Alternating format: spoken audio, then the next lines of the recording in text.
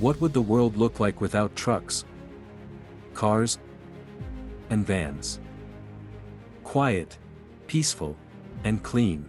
But without vehicles, our world would come to a standstill. The car has transformed society like no other invention since industrialization, but is it really the future of transportation? The parcel boom during the COVID-19 pandemic accelerated the energy transition for the last-mile sector. Moconomy takes a look at the current state of the last-mile sector to explore the past, present, and future of electric vehicles.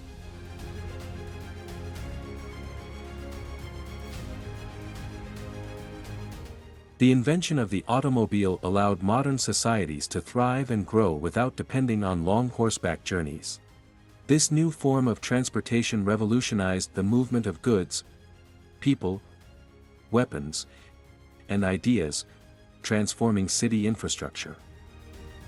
It enhanced our quality of life by making access to jobs and services more convenient, and entire economies were built around the automobile. Today, the last-mile sector is transforming our lives once again.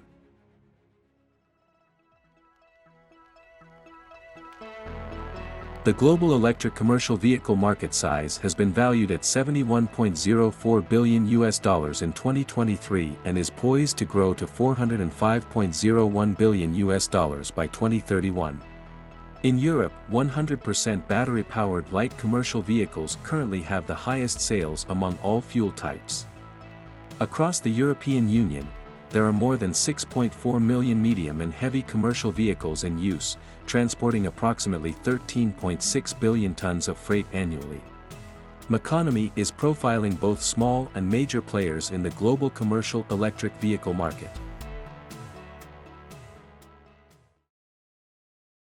Despite Tesla's disruptive reputation, the company is still far from achieving a leadership position in the commercial vehicle sector. Tesla has announced the launch of the Tesla Semi, which has already received orders from major companies such as Walmart, Costco, Cisco, and US Foods. Tesla has a market cap of approximately $713.27 billion. Tesla offers their semi-truck at ranges of 300 miles or 600 miles, with a price difference of $30,000. However, there are currently other players in the sub-market for commercial all-electric delivery vehicles that outpace Tesla. Volkswagen is a German market leader in light commercial vehicles.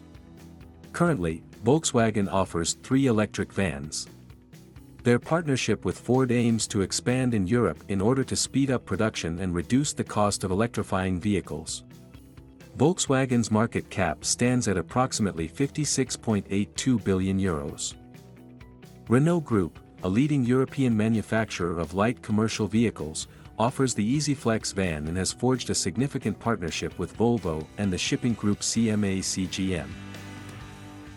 Together, they are launching Flexis SAS, a new company dedicated to creating electric vans. With Renault and Volvo each investing €300 million, production is set to commence in France in 2026. BYD Co. Limited is a Chinese public conglomerate, operating in the world's largest market for electric vehicles and batteries. BYD and Tesla are the largest electric vehicle manufacturers globally. BYD offers a range of EV van and truck models tailored for last-mile delivery. Currently maintaining major partnerships with companies like DHL, IKEA, Shell, and SXT. BYD is expanding its global footprint. The company boasts a global market capitalization of €92.77 billion. Ford is among the runner-ups in the list of the biggest players on the EV market, with a firm valuation of over $40.47 billion. That's about the size of the entire German market, according to Claudia Vogt, speaker of Ford Germany for commercial vehicles. The E-Transit is the clear market leader in the 2-ton payload segment for electric vans. Last year, it achieved a market share of more than 50% in Germany. However, at 2.3%, the overall share of electric commercial vehicles is still relatively low. The starting price for Ford's E-Transit model is €55,149 on the German market. Ford has formed a partnership with DHL. A notable and historically significant player in Germany is Bion, also known as Street Scooter. This electric vehicle startup was a pioneering force, introducing electric vans for last-mile package delivery in Germany. Its innovative approach led to its acquisition by DHL in 2014, solidifying its market impact. They have since merged with Evolution GmbH. And finally, let's explore a key and leading submarket in the realm of heavy-duty vehicles, trucks. The global electric truck market is forecasted to reach a value of $815.3 million in 2023 and is projected to grow from $1.09 billion in 2024 to $13.05 billion by 2032, exhibiting a CAGR of 36.4%. The Volvo Group leads the charge in the heavy-duty delivery sector, offering the VNR electric truck designed for regional transport. With a range of 275 miles, 440 kilometers, and a 565 kilowatt-hour battery capacity, it can reach an 80% battery charge in just 90 minutes. Currently, Volvo Group's market cap stands at €52.29 billion. Electric vehicles have been around for 150 years. In 1835, the American inventor Thomas Davenport built the first electric vehicle. Electric vehicles were present in many European countries and in the USA in those early years. There were delivery vehicles, buses, lorries, taxis, and even car sharing complete with charging stations. And of course, private cars. Already by 1900, 38% of all cars were electric vehicles. Despite this, e-mobility did not catch on as the decades passed. My name is Oliver Schwedes. I am a transportation scientist and have been a visiting professor for transport planning and politics at the Technical University of Berlin for the last 9 years. We have created spatial structures that can sometimes no longer be accessed other than by car. And so we now have a situation for everyone involved where they are literally dependent on the car. But basically you can say we live in a car society today. At the end of the 19th century, electric vehicles were expected to replace dirty horse-drawn carts. In the 1920s, all cities around the world were major metropolises. The proportion of gas, cars, combustion engines and electric cars is each 1/3. In 1884, a vision emerged. Numerous charging stations within urban areas. Much like our own contemporary discussions, this vision emphasized the need for an extensive charging infrastructure to ensure unlimited mobility. And the electric car was already considered the city car back then. In fact, these city cars were already largely maintenance-free in those days. And then the idea of a maintenance-free car was stigmatized. They said it was only a women's car, because it's maintenance-free and women don't have to mess with the engine if it breaks down and things like that. Only men can fix and maintain the gas engine. And that was the attitude in the past. And men viewed the internal combustion engine as a masculine challenge. In 1917, during the First World War, Germany established a committee for standardizing machine components. This initiative aimed to streamline industrial practices, but notably excluded electrical vehicles from the standardization process. This decision had a significant impact on the development of electromobility during that period. In the past, influential lobbies pushing for affordable fossil fuels wielded significant power, while a widespread awareness of the damaging effects of pollution remained limited among the general population. In the end, the combustion engine prevailed. I think that goes without saying. Yes, for a long time we didn't know at all what negative environmental and health effects the combustion engine would have on such a large scale. Many technical features from the electric car, for example the electric ignition mechanism, have been transferred to the combustion engine. You no longer had to wear out your arm to turn the crank, and the combustion engine took over, and then that was actually the ultimate improvement. Everyone wanted the racing limousine that had everything, one that you could drive 500 or 600 kilometers without stopping. That was the dream and that was the vision. And then that dream was realized. Price, functionality, safety, range, speed, noise level, and durability were key considerations for both manufacturers and consumers in the early automotive industry. These factors remain important today, alongside advancements in energy efficiency, insulation, and energy recovery. Innovations like mufflers and rubber engine mounts improved comfort in gasoline-powered cars, while affordable gasoline prices made cars economically appealing. The introduction of mass motorization was a very profound transformation for society, for an urban society. And then, all of a sudden, entire tram systems were dismantled in the 1950s and 1960s to make room for car traffic. Things have shifted once more. While the world is still grappling with the aftermath of the COVID-19 pandemic, and facing the escalating impacts of climate change, our outlook is changing. We're questioning the role of cars in our lives anew. Can we pursue sustainability while still heavily depending on automobiles? Since 1970, European transport policy has increasingly focused on passenger transport to reduce emissions. In the 1980s, environmental policymakers developed three concepts of sustainability for urban areas: efficiency, consistency, and sufficiency strategy. The original idea behind sustainable development was that one should pursue all three sustainability strategies equally. Efficiency strategy is probably the one we all know best. The efficiency strategy is to make transportation more efficient, because electric drives are much more efficient than combustion engines. Whatever energy I put into the combustion engine, 30% of it is actually used to power the vehicle and 70% is released as heat. The combustion engine is not very efficient at all. Overall, it's not anyway. We can still improve it, but there are limits. And with the electric motor, for example, over 90% of its capacity is used because of the energy density put into it.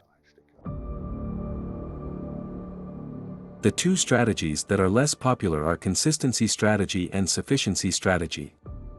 In consistency strategy, production processes are implemented using renewable energies or recyclable materials. The least popular method is sufficiency strategy. As the name suggests, sufficiency strategy aims to motivate people to consume less and therefore use fewer raw materials and energy. Emission levels from urban transportation have remained stagnant since 1990, contributing to an estimated 2 million premature deaths annually due to poor air quality. The impact of traffic congestion is felt in all major cities, underscoring the urgent need for sustainable solutions. In Europe, road transport accounts for 20% of all total emissions. The 1970s was an epoch of paradigm shifts, especially for the transport industry. Public knowledge of an impending climate crisis increased. In 1972, an influential report was published by the Club of Rome, The Limits to Growth. It was a study on the future of the world economy. The report concluded, if the current increase in world population, industrialization, pollution, food production, and exploitation of natural resources continues unchanged, the absolute limits to growth on Earth will be reached in the course of the next 100 years. The Iranian Revolution of 1979 was another major event during that decade that raised awareness about the downsides to a fossil fuel-reliant society. The Iranian Revolution caused energy prices across the developed world to skyrocket, revealing the extreme dependency of these economies on cheap gas prices. Each year we used 5% more, doubling our demand every 12 to 14 years. Coal production stayed at 1940s levels. Crude oil production dropped. In 1968, natural gas consumption began exceeding new discoveries. Oil companies during this period were encouraged to get oil and gas from other countries. By 1970, we imported 1/3 of our oil and gas, relying on others to meet new needs. Over time, more roads were built. This means that we have, of course, expanded the road infrastructure that we needed to keep traffic flowing and to organize more and more traffic over ever greater distances more quickly. And that also applies to cities where a city motorway has been built, for example, which is something that was unheard of in the past. And every respectable city that could afford it pursued this infrastructure development. In 1997, world governments met in Kyoto to address global emissions, setting binding targets for industrialized nations.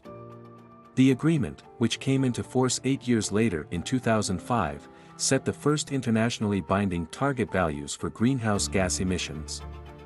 By the beginning of December 2011, 191 countries had ratified the Kyoto Protocol.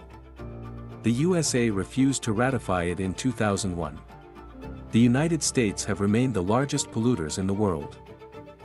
In 1990, the U.S. state of California introduced the Clean Air Act, designed to mitigate the increasing air pollution mainly created by cars. This act sparked a wave of hybrid car production there, which would increase the efficiency of the gas-burning engine. I'm Stefan. I'm currently the CEO and chairman of Beyond. Most of the laws that forced car companies to build electric vehicles was the state of California enforcing certain percentages of electric vehicles being sold, which had to move a lot of the car companies that wanted to sell in this very large vehicle market, California, which is I think the 5th largest individual automotive market in the world. So if you wanted to participate there, you had to invest in electrification. So this was very helpful. In 2022, the U.S. government passed the most significant climate legislation in United States history, the Inflation Reduction Act. It offers funding, programs, and incentives to accelerate the transition to a clean energy economy. In today's convenience-obsessed world, numerous businesses thrive on the idea of swift transportation. As far back as 1901, manufacturers of electric cars were marketing delivery vans, trucks, and various commercial vehicles in bulk as complete fleets. The COVID-19 pandemic has sparked a revival in electric last-mile transportation, particularly due to substantial growth in the e-commerce sector. My name is Claudia Vogt, and I am responsible for the commercial vehicles and B2B business for the German, Austrian, and Swiss markets. Ford's strategy is full steam ahead on electric mobility. This means that we will have converted all vehicles for both cars and commercial vehicles to fully electric versions by 2035 at the latest. My name is Sven Görke, and I am the branch manager of DHL Parcel here in Berlin. And I would like to say welcome. We are witnessing a transformation. We already have declines in letter volumes and significantly increasing parcel volumes, and it will continue in the next few years. Wir arbeiten mit vielen, also mit fast allen Logistikern und Last Mile. So we work with many, almost all logistics providers and last-mile delivery customers. We have also had a global strategic partnership with Deutsche Post DHL since 2022. And that's not just limited to the delivery of vehicles, but we also work together to define exactly what a vehicle has to deliver for this segment. What does the driver need to make his job easier? Was braucht der Fahrer, seine Arbeit auch leichter zu machen? The reliance on last-mile delivery services such as Amazon, DHL, and Uber have grown alongside urban population expansion and infrastructure development across the globe. We deliver around 500,000 parcels per day in Berlin, and at peak times up to 1 million parcels. In addition, there are the packages customers give us that we process for delivery all over Germany. That's an additional 1 million parcels or so. Last mile hat natürlich ganz besonders. Last mile delivery obviously has very special requirements because the routes are all relatively short and always have a lot of stops. This is where the diesel combustion engines come in, which actually make up the largest share to this day. Because of this short journey and the fact that the engine doesn't warm up properly, you're a little at your limit. We don't have to cover long distances. On average, we only drive 10 to 15 kilometers around Berlin, a maximum of 20 kilometers. It's really easy for us to do all of this with one fleet. Weil natürlich dieses Segment in den letzten Jahren. This segment has increased so much in recent years due to the pandemic, but also due to increasing urbanization. by 50% in the pandemic years alone. And that is of course a challenge, especially for cities because traffic, noise pollution, and exhaust fumes are increasing. And of course, electromobility is an important step forward. The municipalities, the manufacturers, and all partners in this ecosystem must work together so that the delivery service becomes increasingly sustainable and emission-free. Nachhaltiger und auch emissionsfrei wird. The last mile sector is one of many facing a radical change. In 2013, 59 billion parcels were shipped around the world. In 2021, that number almost tripled to 159 billion parcels. By 2030, the number of shipped parcels is expected to double to 318 billion parcels. The push for electrification in the transportation sector is also political. The goal is to implement e-mobility throughout every sector in society. We have several challenges. On one hand, we need to mention that we have to build our own charging infrastructure network. For example, at locations like these. On the other hand, you need partners to manufacture these vehicles in the first place. We have seen in the last 2 years that supply chains have also been very unstable. We had some delays. Now they are stabilizing again. Now we're getting back to the stage when we will be introducing new vehicles again and ultimately taking combustion vehicles out of circulation. I think that cities have to rethink the way we transport people and we transport goods around cities. We need smart cities and we need to have smart ways to transport. That's why e-mobility is only a small part of it. The significant increase of battery-powered vehicles in this sector is largely attributed to strategic support from the public sector in stimulating supply and demand. Urban development policies bolstered the adoption of electromobility by focusing on reducing heavy freight traffic, environmental impacts, and inner-city risks. There are currently 80,000 vehicles on the road worldwide. The big drivers that we also operate and manufacture all have new properties in a climate-neutral manner. And ultimately, a big issue is how we get climate-neutral fuels, especially for the aviation fleet. This is also a research topic. A lot will happen there. I think it's important simply to look at what developments the market will have, so it's less about restrictions, and more about stimulating the scientific development in this area to create progress. And there are some initial approaches. We'll see when it's ready for the market, but development will accelerate dramatically over the next few years. Wir werden schauen, wann das marktreif ist, aber die Entwicklung wird in den nächsten Jahren dramatisch an Geschwindigkeit zunehmen. Car manufacturers focused on perfecting combustion engines for decades, neglecting the challenges of further developing better batteries for electric vehicles. In the 1990s, only nickel metal hydride batteries were available, followed by lithium-ion batteries, mainly used in portable electronics. Today, lithium-ion batteries are the most utilized in electric vehicles due to their cost efficiency and performance. This is despite environmental concerns regarding the rare natural resources and carbon-intensive production required for the batteries. The vehicles are primarily company tools and have to function so that the work can be done. And that's why the issue of range is of course still one of the biggest concerns for fleet managers. If you're thinking about it, how do I convert my fleet to battery electric vehicles? It is a particular challenge to build the infrastructure both in the company, but also for the employees at home, and of course the expansion of the public charging network. In our everyday we commonly think of batteries as rechargeable. However, it's important to clarify that traditional batteries, unlike accumulators, cannot be recharged. Accumulators convert electrical energy inside vehicles into chemical energy, enabling them to store and release energy multiple times. There's a huge improvement in technology by now. You can run many more cycles before the battery degrades. So we expect these batteries to last 5 to 7 years. The used batteries out of the vehicle we use for stationary purposes. In principle, you can operate the battery for almost 20 years. Ultimately, that's still the issue. How long do the batteries last in continuous operation? Especially in the cold seasons. So that's still the biggest challenge.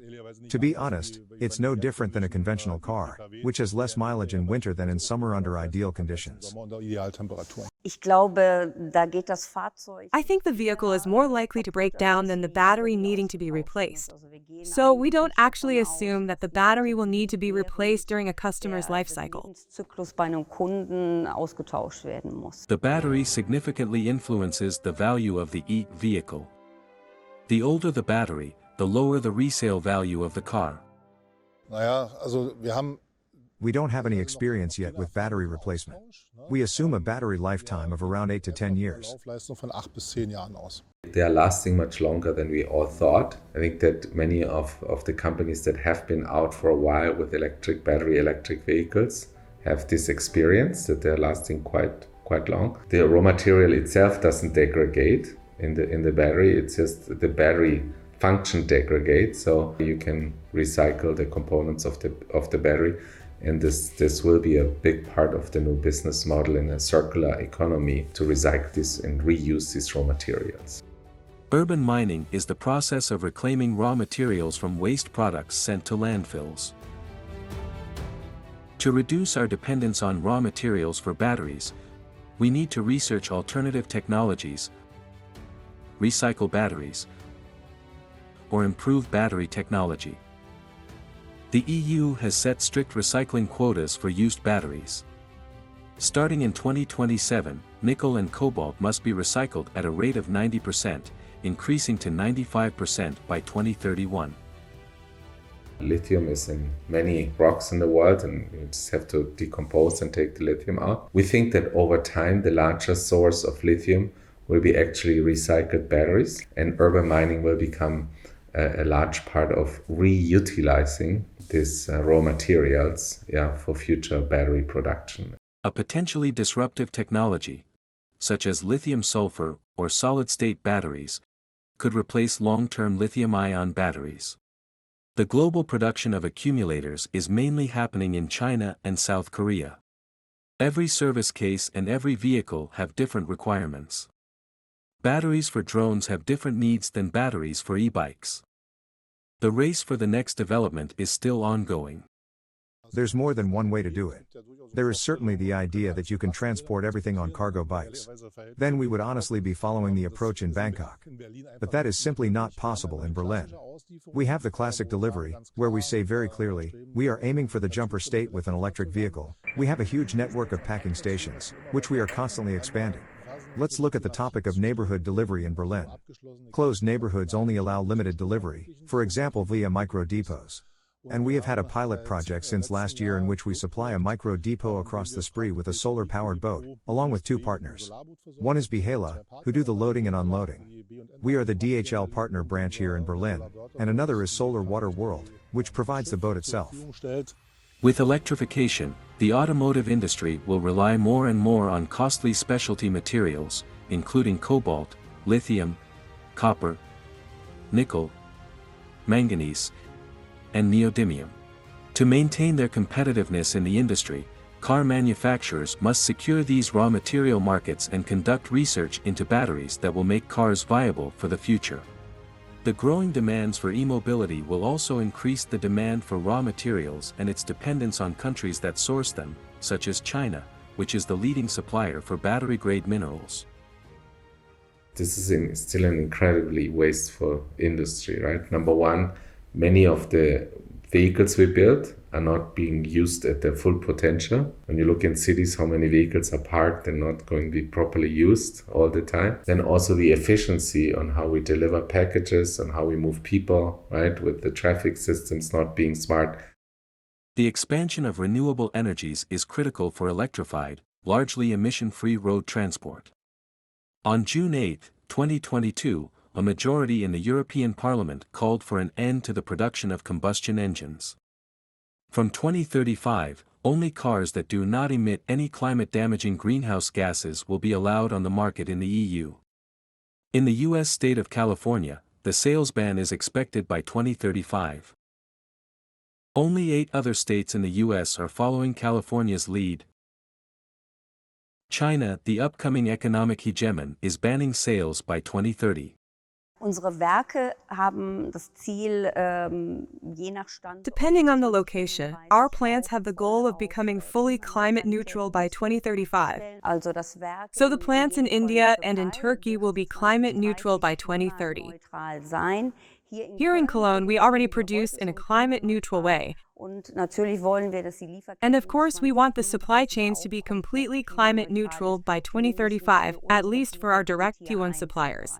Wir haben sehr hohe Investitionen. We have invested very heavily in our water management, for example, so that we recycle water, use water more efficiently, and we also use solar energy. Effizienter nutzen, aber auch We have installed large solar systems on the factory roofs. Solaranlagen auf den Produktionsdächern installiert. The main challenges for a widespread adoption of electric vehicles can be broken down into three categories: affordability, practicality, and sustainability. First, affordability is an important reason why we do not see more electric cars on the street today. Also ein E-Van kostet ungefähr. An e-van costs about twice or double as much as a traditional van. If it's an LKW, then it quickly becomes 3 to almost 4 times as much as a normal conventional combustion engine. Eines normalen herkömmlichen Verbrenners. Depending on the equipment, the Ford Transit model costs just under 60,000 euros in Germany. Even though decreasing the prices of electric vehicles would improve their popularity, the ongoing financial crisis is instead causing prices to increase. Wie bei den Wartungs- und Verschleiß. In the first comparisons of the transit combustion engine compared to the battery electric version, we saw a decrease of 40% in maintenance and wear and tear work. That's expected. There are no significant wear parts in a battery electric vehicle like in an oil vehicle. There is less wear on the brakes, but there are many parts required for a combustion engine that don't exist in an electric vehicle, so they never need to be replaced. Dadurch halt auch nie ersetzt werden müssen. And that is, of course, an important factor when considering the overall costs. So, in addition to the vehicle costs, which are still very high in some cases, there are, of course, low costs. When it comes to fuel, that is when it comes to charging, because the charging costs are there, and also in terms of maintenance and wear. Und eben bei Wartung und Verschleiß vor allem. In countries like Japan, electric cars and vans are already more affordable than in other parts of the world. Governments worldwide offer incentives to both private customers and companies to purchase electric vehicles. This support aims to enhance visibility and adoption of e-mobility among individual users and throughout entire economic sectors, such as the last-mile delivery industry. Letztendlich sagen wir, müssen die entscheiden die Menschen. Ultimately, I say we have to let the people decide. How do they want to live, and also what needs to be regulated? Where can you park at certain times? Where are there loading and unloading zones, or where can they be made? But when planning a neighborhood, we set up a micro depot where we can actually deliver the few meters at the end of the supply chain with a cargo bike and reload it sensibly. Lastenrad zustellen und auch sinnvoll nachladen können. The development of electric passenger vehicles is miles ahead of the development of electric trucks. The transport of goods is still dominated by gas-powered trucks and heavy vehicles. The urgency of the issue has caught the attention of many scientists around the world. When I say sustainable cities and transport development, that needs to be explained. It is nearly impossible to imagine that we can achieve the required standards for sustainable car traffic. There are plenty of studies that have been done on this topic. For example, we would need to reduce car traffic by 50% in all German cities nationwide. The pressing need for charging stations and the current lack of them is causing skepticism and reducing purchases of electric vehicles. It is essential now to scale up the infrastructure for electric vehicles, and yet the process has just begun. Für uns ist halt wichtig, das Fahrzeug. It's important to us. The vehicle is increasingly becoming a smartphone on wheels, through the model we install. The data is collected in the vehicle, but also the vehicle collects data while it is driving and working. The data can be used by the customer to optimize their routes. Especially in last-mile delivery, the routes can be optimized just like the car, just like the packages it delivers in the most efficient form. Können die Strecken optimiert werden? Wie distribuiere ich die Pakete in der effizienten? Data is particularly important for battery electric vehicles, and this data can be used in a variety of ways. Diese Daten können vielseitig genutzt werden. Wir investieren sicherlich in das Thema KI. We certainly don't always invest in AI. We do have optimal route planning, as we already use it now, to optimally design the routes. But we already use it. We'll see how far we can expand the solar boat, and it always needs to include a partner. You need the infrastructure. That's actually the biggest challenge. Also with the solar boats. Yes, technology and technical innovation is important. But it's not enough. It is necessary, but it is not sufficient, as the saying goes. Infrastructure in cities has been continuously developed and redesigned to facilitate the movement of vehicles, especially those that use fossil fuels. Now cities are rethinking their infrastructure to make accessibility better for electric vehicles. Before mass motorization, the street spaces had a completely different function. Public space was, as urban researchers and urban sociologists often say, a space for encounters in the broadest sense of communication, a place built for the possibility of meeting strangers and then something interesting happening. The public urban space, as we call it, should be accessible to everyone, equally accessible. One infrastructural aspect that is important for commercial e-mobility is access to fast chargers. Publicly accessible fast chargers, especially those located along motorways, enable longer journeys and can address range anxiety, which is a barrier to EV adoption. The good news is the real estate for a charger is much less than the real estate for a gasoline. The real estate for a charger is also much more sustainable than the real estate you need for a combustion engine distribution network. To encourage wider EV adoption, public fast chargers can also provide charging solutions to consumers who do not have reliable access to private charging. In Europe, the overall fast charger stock numbers over 70,000. A fast charger can recharge a car in 30 minutes. An agreement between the European Investment Bank and the European Commission will make over €1.5 billion available for alternative fuels infrastructure. We are still a long way off from achieving a completely electric transport goods industry. The last mile sector needs to diversify their approach with new vehicles for the transition. The packing station is essential because it really saves on travel. It's also useful for the customer when they live in a residential area and they aren't reachable for some reason. For example, if they're at work and we have no way of delivering to them directly. Large companies which transport goods to our doorstep, supermarkets, and clothing stores carry a large responsibility to go net zero. Their means of transportation create immense pollution, but they can also afford to make changes.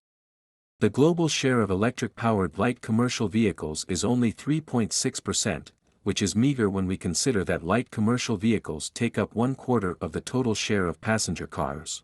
Already in 2020, 80 different manufacturers of electric vehicles were active on the Chinese market.